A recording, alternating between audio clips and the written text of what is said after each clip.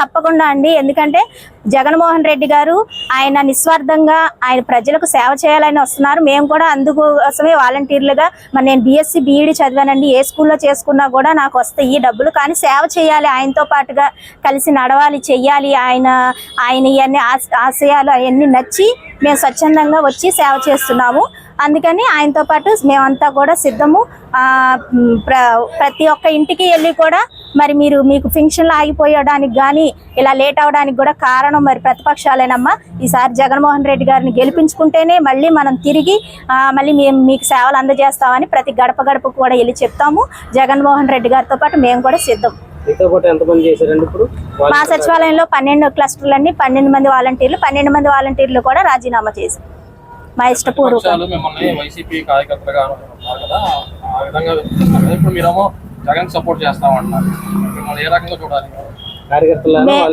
మేము కార్యకర్తలము కాదండి, వాలంటీర్లు. అంటే వాలంటీర్లు ఇప్పటిదాకా చేసాము జగన్ గారి కింద.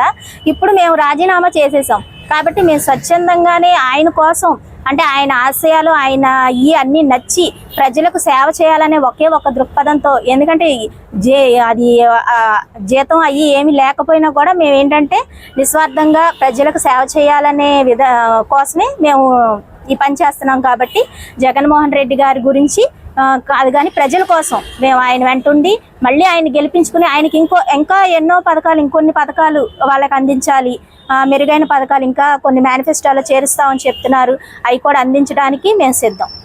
41వ డివిజన్ నుంచి వచ్చాము. మేము 41వ డివిజన్లో వాలంటీర్గా పనిచేస్తున్నాం.